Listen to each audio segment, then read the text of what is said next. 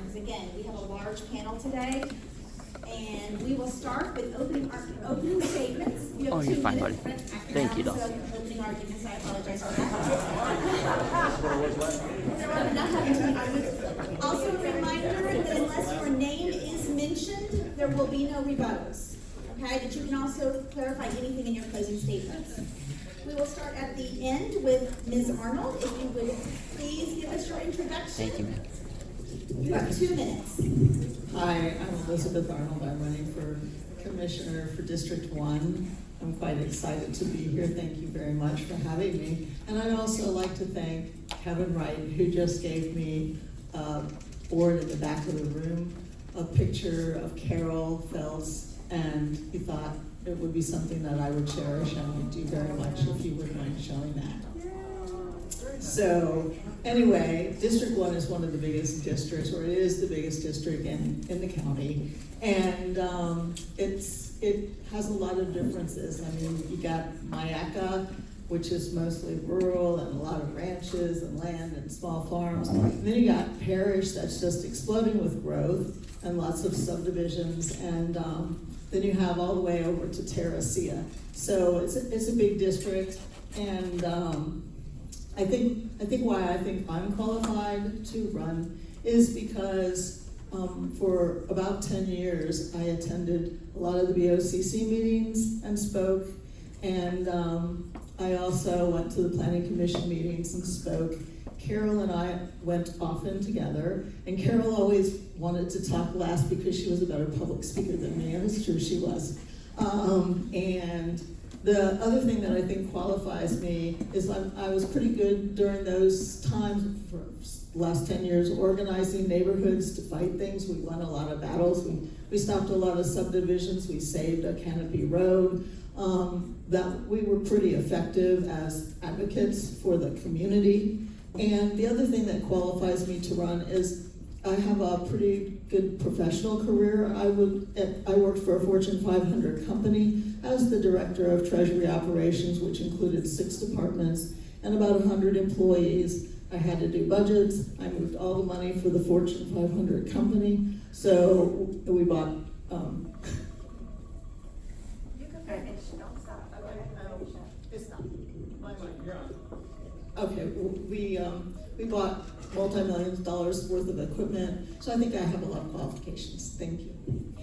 And remember, if you don't want to use your full time allowed on any question, we have a lot of questions and we'd love for y'all to have time to get to more. All right, going to Mr. Dunn, you have 2 minutes. All right, only 2. Hello everybody, thank you for being here. My name is John Dunn. I'm running for Manatee County Commission for District 1. I'm local born and raised. I'm a Christian, I'm a husband, I'm a father. I'm also a U.S. Air Force veteran. I served as a medic. As a former sergeant and medic, I know what it means to serve the people and put others first. And I want our local government that works for everyday people. I'm also the preferred America First for Manatee candidate. And being born and raised right here, I know our streets and our people and our struggles that we're facing. Being a former sergeant and a medic, looking out for my team and making tough calls when it mattered, those experiences are directly transferable to the county government for protecting people's rights, managing crisis, and making sure that the county works for the people. That's why I've signed a not-for-sale pledge that I've made myself to not take any special interest money and make sure that that I work for you, the people. Thank you. Mr. Harrison? My name is Mike Harrison. I'm probably the oldest living Manatee County resident on this district that's from Manatee County, born and raised in Florida.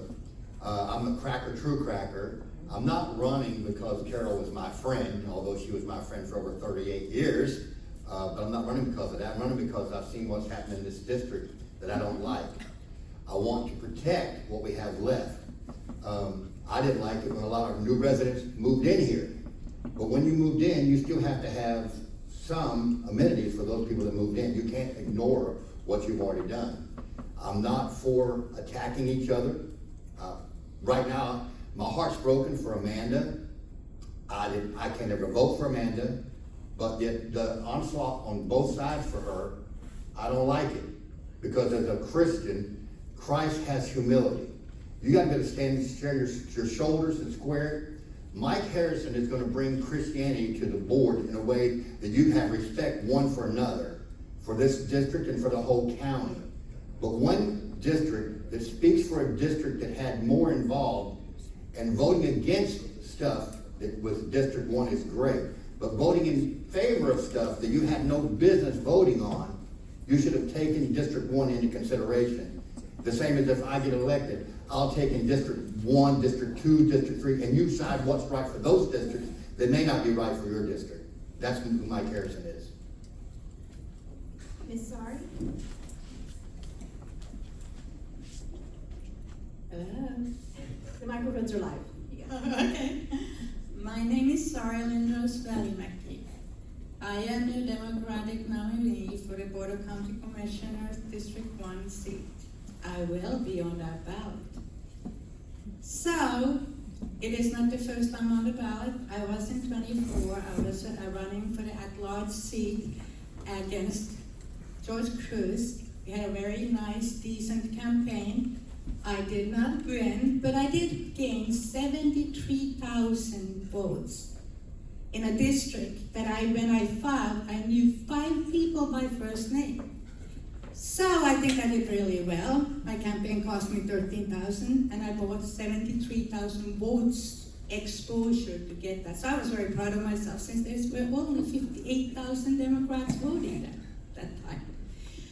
I have a MBA. I have been 40 years in cybersecurity and infrastructure. I am a systems thinker. When I see something, I see problems others don't necessarily see. I fix them and I prevent them.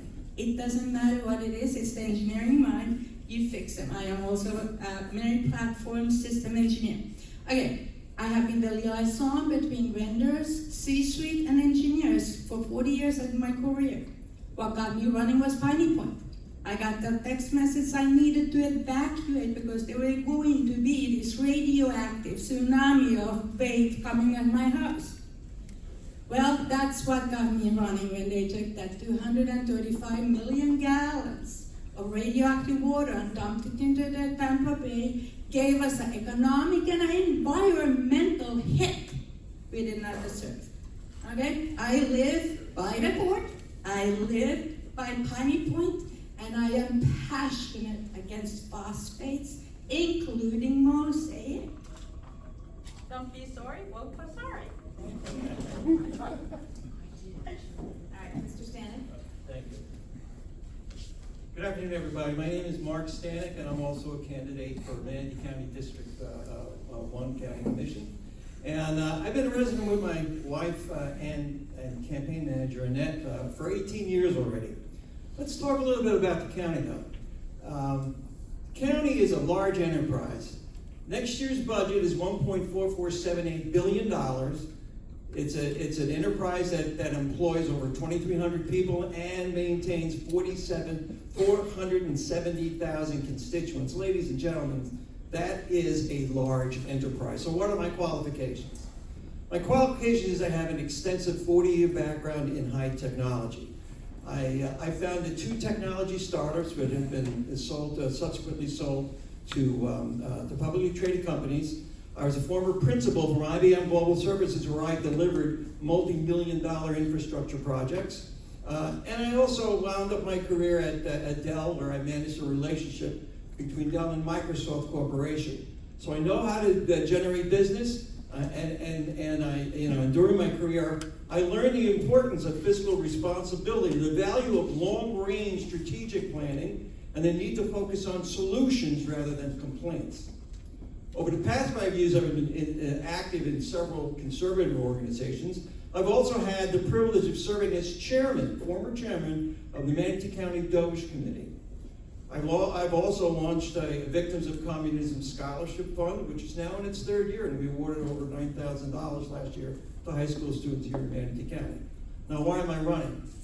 I'm running to improve the quality of life and to expand the economic opportunity while preserving natural resources for current and future residents of Manatee County. I'm especially focused on attracting high-paying jobs to the area so that our children and grandchildren can pursue meaningful careers right here at home. My goal is to help make Manatee County the premier place to live, work, and play. Thank you. Good afternoon. Thank you for having me. My name is Leland Taylor. I was born and raised in Manatee County. In fact, my great-grandparents came to this area in the 1950s. My grandfather moved into the district in the 1970s. My mother, I have, and all of my children graduated from Palmetto High School. I come from a unique perspective. I am an attorney. I have a practice that's based in Palmetto.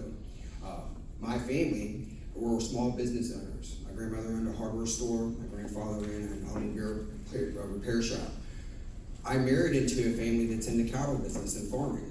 So I have this perspective across a large district for where we have our rural areas, our more urban areas, and folks across this county have a variety of needs. One of the reasons I'm running is I call it the quality of life, the core quality of life issues that make Manatee County so great to live in and what has attracted so many people here. If we don't start doing something today, it's not going to be around here for our kids and our grandkids. So I talk about infrastructure. We definitely have to catch up on infrastructure and our ability to commute around this county. Number two, public safety.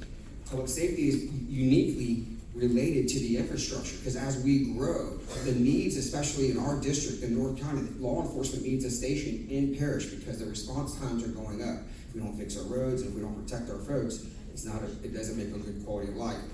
And then the third thing is we want to preserve and protect what this place is. You know, I talk to folks and you hear the issues they talk about out at the dinner table or at work. And folks are concerned that this place is going to change from what it once was. Manatee County started out as a largely agricultural community. It has changed, but we want to preserve our heritage while at the same time planning for the future.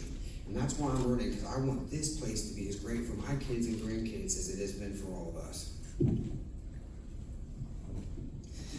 Good afternoon, everyone. I'm pretty sure most of you at least read at least one story about me online, but who I am is a little bit different. My name is Adam Johnson. I'm a husband of 15 years, 5 sons. They're teenagers now, which is great, which means to leave the house. Should be cheaper sooner for us, which is good. I grew up in Manatee County.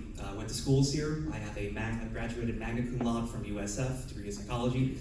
My background, I'm an author, I'm a podcaster, I'm a political analyst. I spent the past few years traveling the country, fighting for our 1A rights and our 2A rights, working with multiple lobbying groups to go to DC and get things signed that are good for our people across the nation. We're home now. We decided to make a switch from traveling and doing national politics to come back and do local politics because we really do believe that everything starts in our backyards. And we do believe that if we can make a change in Manatee County, and if we can have people online see this all over the country, maybe we'll give them the same type of energy, faith, and courage to step up in their own counties and do the same thing there. So I'm running on a very easy platform. We are worried about the waste that's happening in Manatee County. I think the property tax bill that's coming in November should address that very astutely. I'm worried about the affordability and sustainability of our county right now. I have 5 kids, as I said, and I'm not sure if they're going to be able to grow up here. And I want to see my grandkids on a regular basis. The last is our traffic problem. If you live anywhere in Manatee County, you know it is a problem, whether it's District 2, 4, 1, it's an issue. I think we need to go back and take a look at how traffic studies are done and make sure that when we do approve these new developments, these new areas, that we're not just taking into account the traffic that's coming out of the one development that's been planned for. It needs to be out of all of the developments that are being planned and coming into our town. So I bring national presence, and I'm here to help Manatee County, and happy to be here. All right, thank you so much for those introductions. Here is your first question, and we're going to start with Mr. Dunn on this question. District 1 includes rural communities as well as rapidly growing neighborhoods. This is a 2-part question. First part, as a county commissioner, how would you balance and address the varying needs and priorities of the different communities in your district? And number 2, how will you also balance economic development with preserving the community's character, natural resources, and quality of life? But you only have a minute and a half to do that. Good luck. All right. So we are stuck in what's called a growth-dependent fiscal model. New development expands the tax base faster than existing properties can generate revenue, and the result is structural pressure to improve growth and fiscal reliance on construction cycles. These are short-term gains where we make quick revenue, and then us, the taxpayers, suffer for long-term infrastructure expansion and maintenance. So I would say that if we can stop the growth, then we can control both of those things. for long-term solutions. And as far as the varying voter base in the large district, I think it comes down to representation, and we could go into like town halls and actually hearing the constituents and making sure that their voices are heard and being very transparent in policy. A lot of times I feel like as a voter, I'm chasing a moving target when some of these policies come forward because they're proposing them after they've already spoken with their colleagues and went to approve them. Almost like when you go to the VOCC meetings and you feel like they've already made their votes before you even speak at the dais. So I think town halls, getting to know your constituents, and making sure that you're transparent when you create policy, and that way people can understand what's going on before everything's brought forward, and it's not too late. Thank you. Mr. Harrison? So of course, it's a deep issue because you have these communities that they call communities, and there's no sense of community. So someone in, say, Moxon Wall now, that's now a major hub of residential, have no idea they moved into an agricultural area that was just years ago agriculture. You have to convince those people that they need a sense of community, a sense of belonging. When you live in Mayaca or Parish, we have a sense of community. Oneiko, Elwood Park, all those have a sense of community. But here's what people don't understand. So those people in those communities, the new communities that are built, they pay taxes. They should have some amenities, we know that. But the people of the rural communities pay a tax too, and we have none of those amenities. Those people need to know, hey, don't be mad at those people in the country for being country. We need to make a community where they respect each other based on what they brought to the table. We don't throw the baby out with the bathwater. You have to work together. Everyone has importance, but unless you are fed, those things are not made in the grocery store. They're made on a farm. And we have to keep preserving some farms, but that's done at the county commission level. It should have been written into the county charters, not just a future area development boundary. It has to be written, and this is who we are. It makes a big difference. Ms. Sari? Could you repeat the question, please? Sure, I'll repeat it really quickly. District 1 includes rural communities as well as rapidly growing neighborhoods. 2 parts. Number 1, as a county commissioner, how would you balance and address the varying needs and priorities of the different communities within your district? And 2, how will you also balance economic development with the preservation of the community's character, natural resources, and quality of life? Good question. I ran for the at-large seat last time. I got very familiar with the county. And I chose the at-large seat because we needed help everywhere. Now we have good candidates running in some of the other seats. So when District 1 seat became open, I decided to fight. I had not planned on running again because I lost my mom in August. So this had to be something I thought twice over. What I think is what we need to focus on is food security, and farmland security is also infrastructure. One of the platforms I'm running on is infrastructure. So we need to remember, once the land is gone, it's gone. We need to figure out how we make that resource a priority so that we are focusing on some of the things that we cannot get back. Do I still have time? I can talk about anything. Oh yeah, I'm from Finland, if everyone didn't know that. I've been here 40 years. I am a naturalized citizen. I got a degree in political science just to pass that test. Mr. Stanek? Thank you. We have to recognize that there are multiple economic engines in District 1.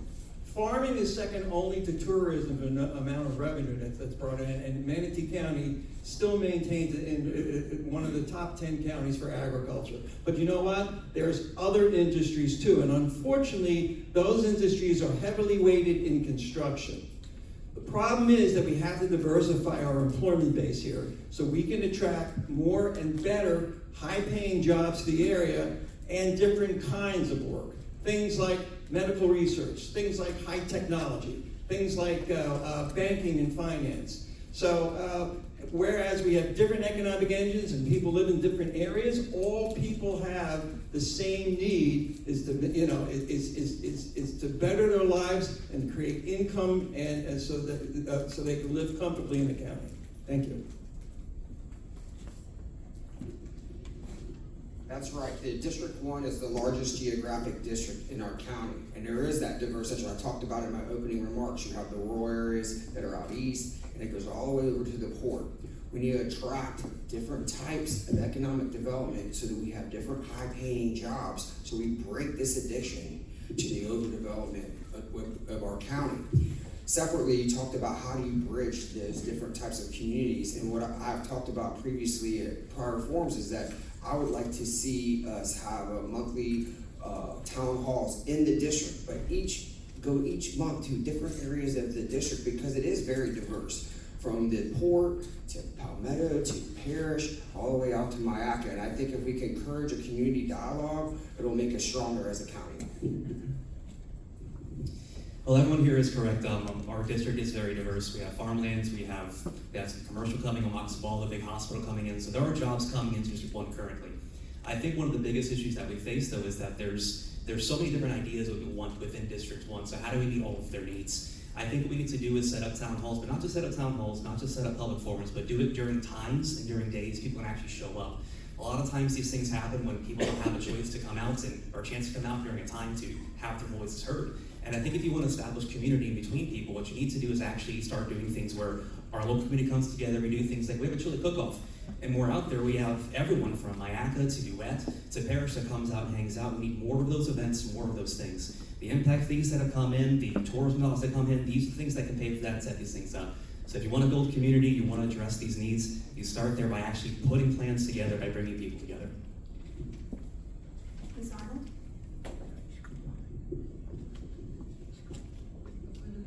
Okay, let's see. I believe that because we actually have property in Mayaca and because we have our main house in Parish, that gives me an interesting perspective. I kind of live two lives, if you will. I find it interesting that I went to a meeting and it was put on by the Harwood Group and the Pointer Institute and folks like that, and they studied in North River. And they did it for a year and a half. And what the people basically said is there's no real community, or we don't know a whole lot of people. And by the way, we don't necessarily trust our government. So for economic development, I think we need to really consider the fact that we have farms and ranches, there's small businesses, and we need to start to focus on what folks want to have in their community versus what they seem to be being handed. Within 5 minutes of a walking distance of my house in Parish, there are 5 storage facilities. You can walk to all of them in less than 5 minutes. And that is not what people want. And I don't think people want to see just strip malls all up and down the road. I think they want to see more desirous things. You got 65,000 homes in the pipeline, and we can't even find out where they are or when they'll be here. All right, next question. This can be a short answer. You do not need to use your entire time, and we will start with Mr. Harrison. What experience do you have developing or managing budgets, and how has that experience prepared you to make fiscal decisions for Manatee County? Well, I've had my own business for 30-something years. I've pastored a church. We've had to stay within our budget. You can't do anything. You can't spend money you don't have. You have to answer to the people. My own business, I've raised my family. I say it one hoof at a time. I've been a farrier for over 35 years in this county. And so you have to manage those budgets. One hoof at a time. I would teach my kids that's how we eat. If you want to go out to eat, it's going to take me 4 hoofs to go to McDonald's. So I've learned how to live in a budget. I may not be the brightest person on books, but I got news for you. I know how to not spend other people's money correctly. Ms. Sari? That's a tough one to follow. Coming from Finland, it's a cultural thing to be very, very frugal. So I have that in my veins. Doesn't matter what party label I wear. I don't like spending my money. I don't like spending the money of anyone else's or the government's money. We all work hard for our money, so let's be careful whose money we're spending, and our own and anyone else's. I have been in IT and in cybersecurity so long. I have had all kinds of positions, from IT director to VP of technology to senior engineer to ethical hacker. You can think of it. And I have had budgets large enough that they are second to many big companies just for our IT department. So I'm very careful with anyone's money. You gotta get value for your money. I can show that for about $30,000. I got 73,000 votes. I spend my money well. The first company I started, we actually grew to 25 million, and I think it was about 50 employees. And we sold to a publicly traded company and grew that to $150 million, and with over 175 employees, and that was a regional business. So I know how to do businesses. We bought businesses, we've sold businesses, we've acquired businesses. So from a small business to medium-sized business, we know that intimately. I've made payroll. I've created jobs. In fact, I've created hundreds of jobs during my career. On the Fortune 100 side, I've managed multi-million dollar projects for IBM. And I had to report directly to the customer, other large corporations. So yeah, I have familiarity with fiscal responsibility, with making budgets, and even forecasting. So I think I can probably handle the finance that's going to be thrown at us as a county commissioner for District 1. Thank you. So while I was blessed to have some great grandparents, I did grow up in a single parent home. And so we learned to work our way and put ourselves through and to live on a conservative budget, working my way all the way through college, paying for my own way through on multiple jobs. That said, when I got out of school, I started my own practice. I have a law practice that was actually originally in downtown Bradenton, is now in Palmetto. I have employees. I think also that there's some great resources too. While I haven't had the experience of Mr. Stanich running multi-million-dollar companies, that information is readily available. And I'm willing to do the work, and I'll put the time in, and I promise you I'll conserve your dollars. Early in my career, I was a manager for Walgreens. I managed the books for 2 stores. Those stores both made over $1 million a year, so I know how to record those things and the legal findings of them. After this, small business owner, I was a carpenter, managed my own books, wrote my own invoices, and went to work for myself. On top of this, let's see, I've been a worship pastor, so sat in with plenty of pungent meetings on how money should be spent, money that's given freely. I'm also a small business owner now. Although, like I said, we have an online shop. I understand the intricacies of selling things and making sure you stay within code. I've also started a charity, started it myself, so I also understand the legal workings of how to manage those things as well. So I've done multiple things, including books, startups, managing money, all throughout my life. Ms. Arnold? Okay, well, as I've already told you, I was the director of Treasury Operations for a Fortune 500 company. And the reason I left that company wasn't because I wanted to. I loved it. I was there for 22 and a half years. But they wanted to sell themselves to another utility company originally in North Carolina, and they did. But for a few years before that happened, they wanted to skinny everything down. So I had to cut the budget 10% every year for 2 or 3 years. And interestingly enough, we were able to do that. We didn't lay anybody off. And we just got more efficient. So I know it can be done, and I go to a lot of the BOCC meetings, and just watching, I can see a lot of opportunities for improvement there. And I think that my experience, both watching the BOCC and having been in charge of the whole finances of the whole Fortune 500 company, make me a pretty ideal candidate. Thank you.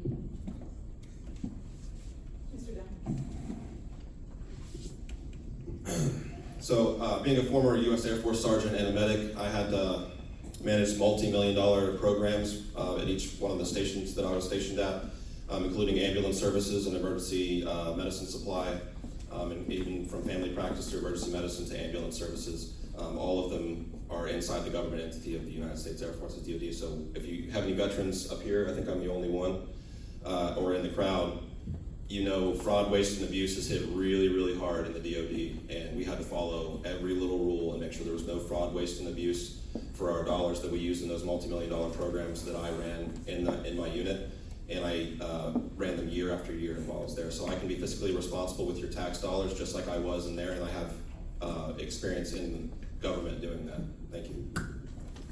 All right, next question. Y'all knew this one was coming. We're gonna start with sorry. We received multiple requests, as we said earlier. Many residents are concerned about the influence of campaign contributions from special interests, developers, and donors who live outside of Manatee County. It's a three-part question, but I'm going to focus on the third part. Have you received campaign contributions from any of these sources? Number two, approximately what percentage of your campaign funding comes from outside Manatee County? And number three, how will you assure the constituents of that your decisions will be guided by the interests of Manatee County and not by campaign contributions or outside influences? Well, I tried to get the petitions. I submitted 628, needed 703. I knocked on 800 doors. I made many new friends, but I then did not make the petitions. So then I ended up having to fundraise. In about 2 weeks, I got 137 individual donations, and that's a lot. That gave me the money for the petitions. I was hustling. I was asking everyone. I said, hey, you want to invest in somebody who will be truly somebody to represent everyone in the county? It's like getting 2 for 1. You get a great commissioner for District 1, and you get one for who knows the whole at large, who will vote like she would live where she is voting for. You want a good candidate? That's me, because I do not take money. At least I don't know taking. There's a lot of $5 bills that came in. I mean, one of them might be from a developer. I don't know everyone, but I don't take them willingly. Okay, and due to time, we are limiting question answers to only 1 minute, so thank you so much. Go ahead, Mark.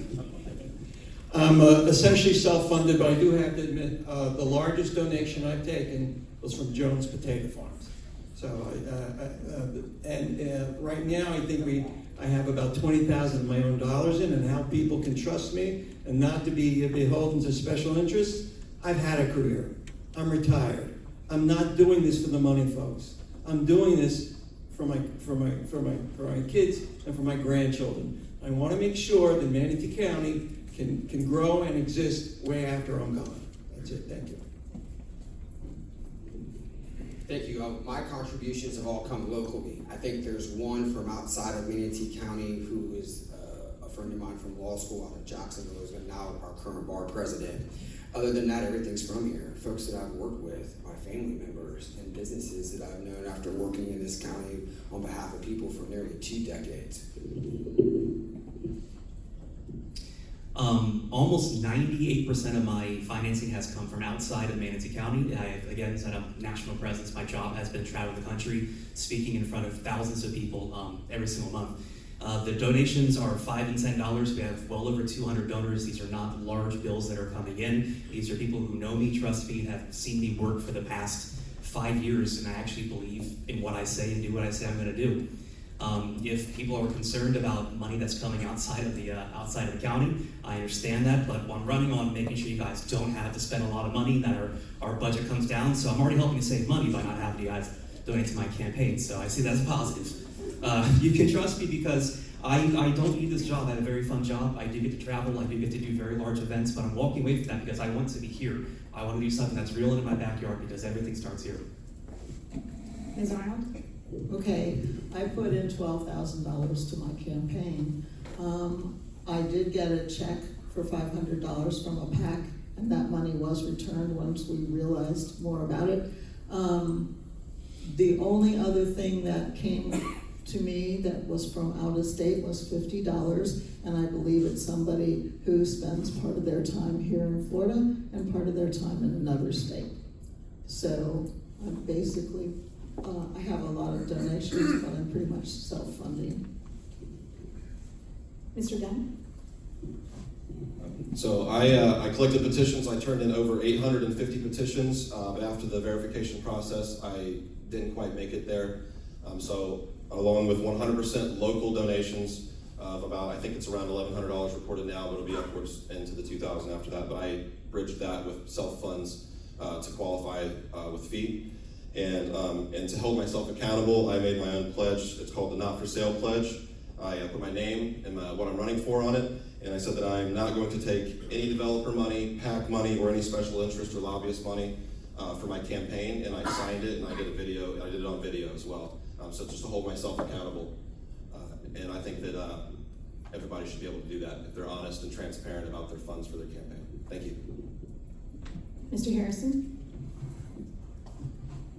Well, I'm funding myself, but I do have to admit I've had some outside sources. I had a doctor that's in District 2 give me $100, him and his wife $50 a piece. And I had two customers that I do horses for gave me $50 a piece. The rest of it came from Mike Harrison doing one hoof at a time, because nobody can buy me, nobody can own me. I wouldn't allow it anyway.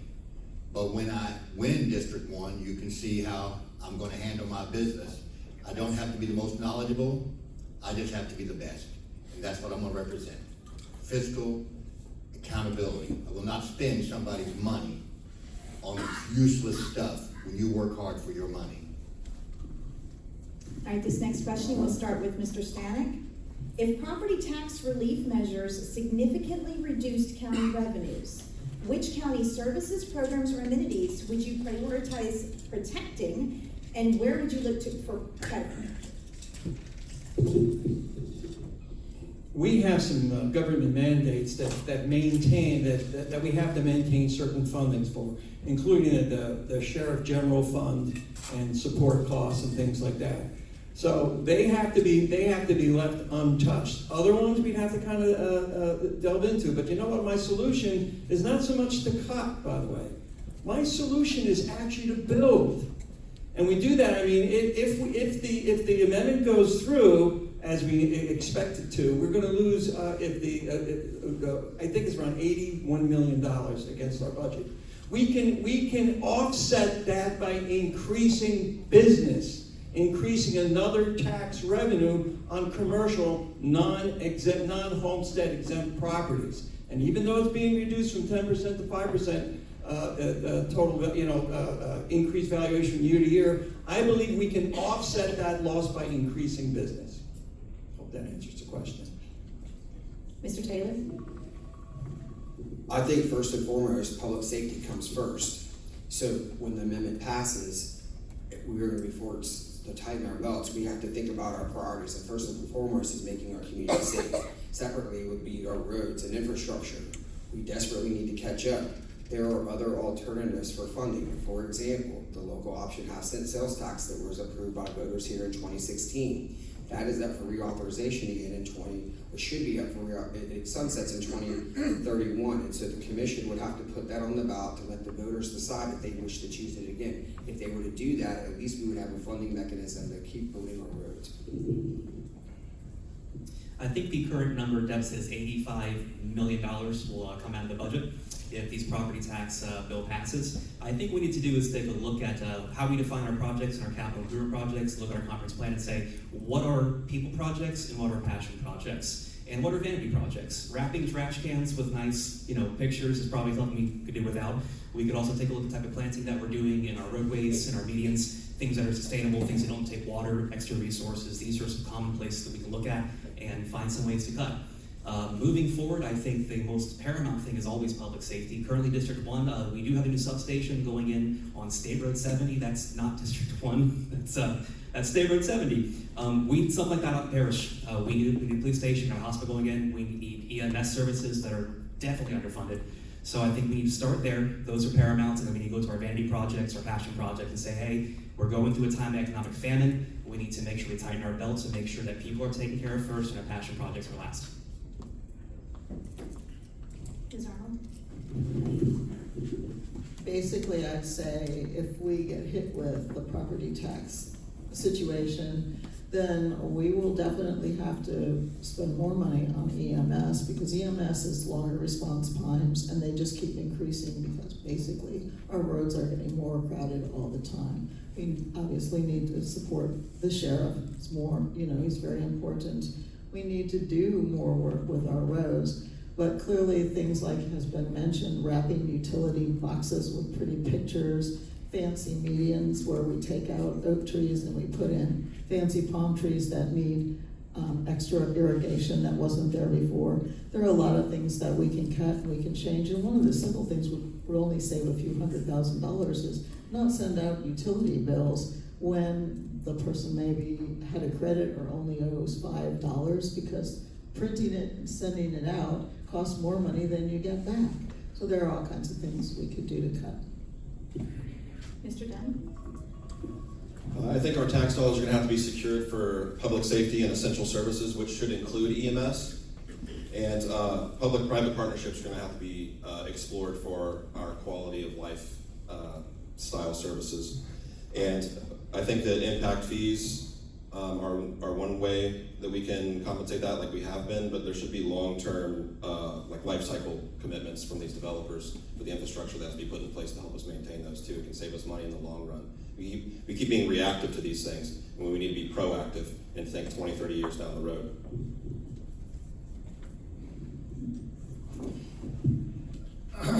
So, we're talking about the taxes that we're gonna be losing. Bottom line, they shouldn't have been taxed on your house anyway, but whatever, that's different. But I would say, they're talking about losing $85 million from this. You're missing $112 million in your budget already that's been wasted. And then we give away $27 million to nonprofits. Some of those CEOs are making more money than the county commissioners are. I would say if they have if any nonprofit wants something from Manatee County, they need to show that the CEO is not making any more than the average median income. It may change what they ask for. There are ways to cut this back and be fiscally responsible, and there's a way to do it the correct way. When you think it's people's money, you're spending other people's money. It has to be more transparent. Clearly, some departments are already doing the right thing. Look at what James Thatcher's budget was compared to Scott Farrington's. I approve, exactly. I mean, so there is places we can save money, we can fight, and we have to realize the rainy day is coming. What do? Obviously, pet products need to be reconsidered. But people also need to understand the money is not transferable. It is in a certain bucket. It can only be used for a certain thing. It's not that we are prioritizing. It is having to be spent for what it is designated. Some are grant money. So what we need to do is go out and seek more money to be able to survive. Go and get partnerships with environmental companies overseas that can come here. Let's attract them. We have the port, we have the incubator. Let's do something innovative. Let's get creative and start brainstorming as together as a community and just think out of the box. I write on Substack, go read it. All right, we're going to limit the next answers to only 30 seconds because we want to give you time for a closing argument. Traffic and public transportation are a challenge for many for many residents of District 1. What specific steps would you take to improve? We'll start with Mr. Taylor. So I think I touched on this before. There are alternatives to funding infrastructure in our county. One of the things folks don't realize is there's IST dollars. They actually are responsible for 40% of the road dollars that go into the CIP. If that half-cent sales tax sunsets in 2031, we're going to lose a significant portion from the budget, as well as when property tax reform is approved. So I would support putting things on the ballot for our voters to reauthorize the half-cent sales tax so that we can fund our infrastructure needs. And actually, some of that actually goes to public Thank you, safety. Mr. Taylor. Mr. Johnson? It's a multifaceted problem. I know FDOT does the majority of funding for roads in the state of Florida. It's the largest percentage. And what we need to do when this property tax reform goes through is we ask ourselves, where is all the extra money going to go? Tallahassee pretty much has us over a barrel right now with a handful of policies and laws. We need to be able to facilitate being able to lobby up there and ask for state grants and ask for federal grants, because we're going to need money when the money starts going dry. So I think the initial step we need to do is be able to lobby Tallahassee for additional funding and also tighten our belts and make sure that we have a plan moving forward. Ms. Arnold? Okay, well, I guess my position is we have a lot of overdevelopment going on. We have 65,000 homes in the pipeline, and we don't even know when they're gonna come out or where they're gonna come out. We're approving more things every day. They're gonna hit the infrastructure, they're gonna hit the roads. We need to get a pause. We need to start finding out from the staff, and I've been trying for quite some time, where is all this? What's going on here? This is concerning. We just keep approving more things. Mr. Dunn? Just don't want to get in trouble, making sure I consult. So I'm going to go back to what I was talking about before about the growth dependent model. I think we keep pushing growth. If we can't keep pushing growth out east, because then we have to pay for the infrastructure as the taxpayers, and it's a long-term tax burden on us. If we can dial that back, no growth past the FDAP at all, use the existing areas that have the infrastructure that's already in place, we can save money that way and rebalance the budget, and then we can afford to allocate funds to these things like public transportation. Mr. Harrison? For this traffic situation, it's already here. You can't kick the can down the road, it's already here. We need to have some bypass roads to get people out of the areas they're stuck in, into the new areas.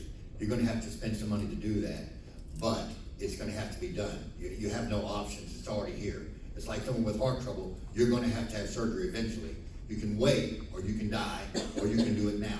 The traffic's the same situation. You have to fix this clogged artery now. Ms. Sari? Can you repeat the question, please? Sorry, I was trying to I'd page. like to hear the Traffic and public transportation are a challenge for many residents of District 1. What specific steps would you take to improve? Oh boy, first step I would do is synchronize the traffic lights. Don't any one of you stop, you sit on a traffic light and you hit the next red light and the next one. That is one way of actually taking care of some of the simple traffic issues, and also doing a flow of traffic, like taking some of the streets one way at one time when the traffic is increased. But I come from Europe. I love public transportation. We need to bring all of it here. And we need to get innovative. In Finland, you can set a clock with the public transportation. We need it here. Mr. Stanek? Traffic cannot be solved by roads alone. We need jobs. Folks, 57% of the workers in Manatee County, of people who live in Manatee County, don't work in Manatee County. Manatee County is a net exporter of labor. If we bring jobs here, that would reduce the commute time of over 88,000 people a day who commute out of the county to go to work. And just by expanding roads without bringing jobs here, all you're doing is making it easier for people to go somewhere else to work. Thank you. All right, this will be our last question before our final comments, and we're going to start with Adam Johnson. Please be brief, because we are already way over time, and I appreciate all of you staying with us for this debate. What is the one issue facing Manatee County that you believe is not receiving enough attention? I would say it's a lack of funding for EMS. The wait times are incredible. They're understaffed. They don't have the training they need. They get barely a half a cent out of the county dollars that come in. We need help out in District 1. The wait times are incredible. Same thing with sheriff stations. We need help out there. The population density has exploded, and we need to make sure public safety is paramount, and we're on top of that, because the worst thing you can do when it comes to public safety is be reactive instead of proactive. Ms. Arnold? I'd say the one thing we need to change is we need the citizens to be heard. I get the feeling that most of the times the citizens don't feel heard. And candidly, if we start listening to the citizens, they'll have all kinds of wonderful ideas to help things. And I think the citizens are the key to Manatee County's success. We need to bring them all together. We need to hear what they have to say, and we need to meet their needs. I think the biggest problem with Manatee County is representation. You need to send somebody in there that's going to stand up to these special interests and fight for what the people actually want, and not just rubber stamp things and get this overbuilding, overdeveloping. It's just a mess. The number one issue in Manatee County is representation. You don't need false representation anymore. One of the biggest groups that are over or underserved is the residents that have been here their entire life. They're the ones that get underserved because all the new residents have new roads, new sidewalks, new everything. And the older residents that have been here, they get roads put right in front of their house with no green space, with no accountability at all.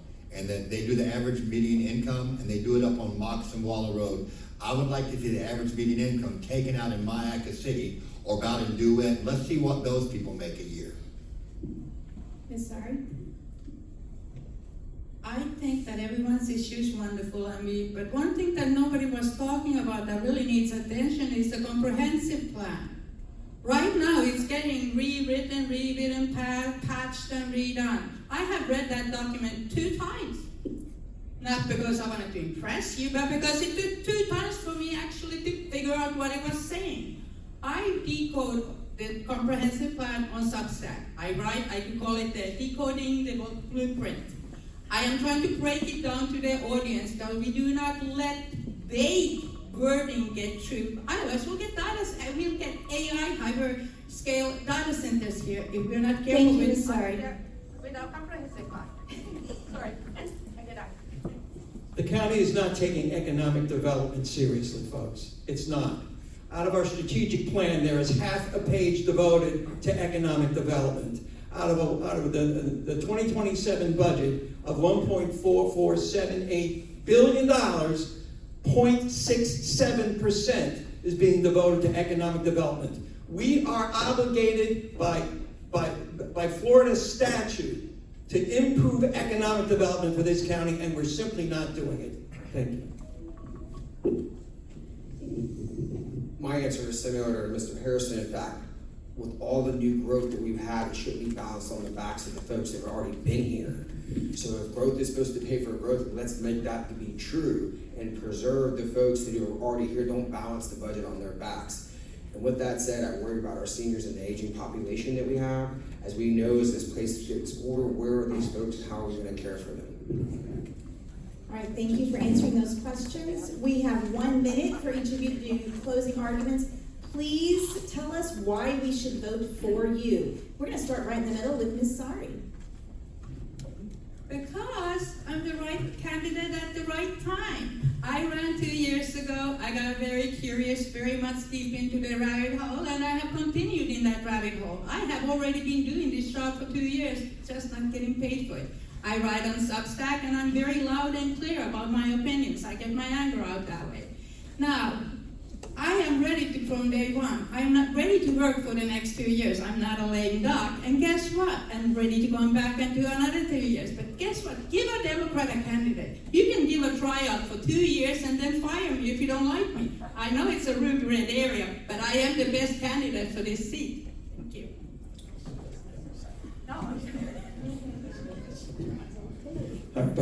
District 1 deserves leadership that puts residents first.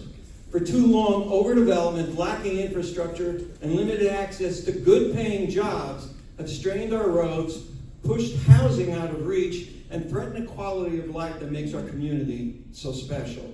As our population grows, we need a clear vision for the future of District 1, one that protects our rural character while bringing the right amenities, services, childcare options, restaurants, and opportunities closer to home. This is the moment to demand thoughtful growth, responsible planning, and accountable county leadership who listen before decisions are made, and that's why I'm running.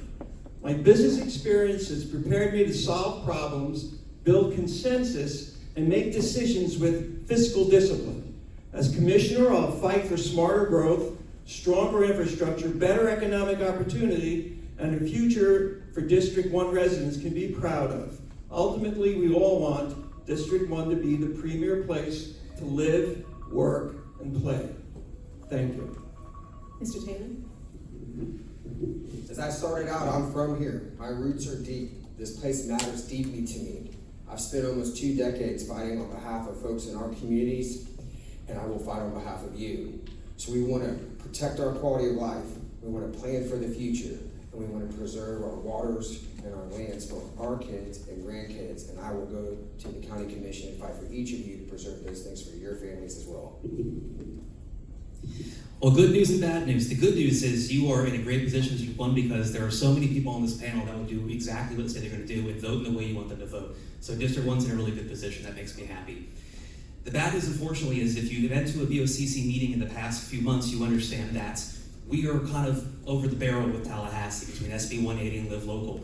And it's not enough just to vote correctly at the local level. You need to be able to go to Tallahassee and put them over the barrel occasionally because we need help and we need our rights back as a county. The way we do this is we need someone who can actually move the needle. This is my literal job. I reach millions of people every couple of months with my rhetoric and I move needles. That is my job. That is where I want to be, and I want to bring that to Manatee County. So it's all well and good. We've got a bunch of great people here, but we need someone who can actually work from the bottom up and also top-down pressure Tallahassee. I'm Adam Johnson. I hope you give me your vote. Come on. Okay, I've lived in Florida all my life except for the first 6 weeks, and I've lived in Manatee County for over 30 years. I believe that my experience working with the BOCC and planning commissions and outreach into all these communities and talking with them, I have a lot of connections and I worked with a lot of neighborhoods and a lot of people. And I think candidly, we are at a tipping point and we need to get control of things. And it's going to take a lot of people working together. And I think that I can bring people together. I think the key is we need to talk to the citizens and we need to get them involved and we need to do what they need instead of what feels good to the people sitting behind the dais. Thank you. I'm John Dunham, run for Manatee County Commissioner for District 1. I am a local born and raised. My Air Force experience is directly transferable to serving the people of Manatee County. I am going to be honest, transparent, and accountable. And I think what we need is for the county government to work for the people and somebody that can go up there and stand the ground for you and say no when the word needs to be said. I am by far a biblicalist. I believe what the Bible states is true, period. In saying that, I also believe in sovereignty. And I'm going to give you a scripture. Things don't happen by just chance. It said the first should be last, the last should be first. I guess you know I'm the last speaker here. So I believe I'm going to be first on the list when it comes to the ballot. I believe God's going to put my name in people's mouth that they don't even know. And they won't know why. But I've always been a servant of people. That's what I've always done. I always put people first. What you see here is who I am. I don't change anywhere I go. This is Mike Harrison. And I know how to work hard. Before I came this morning, I had to go out and do some horses' hooves. And whatever this heat is, I will tell you, it's not hotter. You were just older.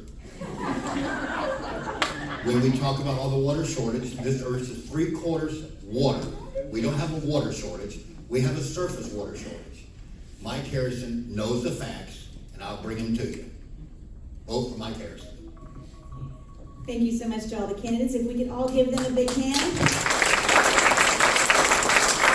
I'd also like to thank METV, the Bradenton Herald, ABC 7, and all the candidates and guests who came today. Please check our website for next month's debate. It'll be on the 4th Thursday of every month. Thank you so much for supporting Tiger Bay.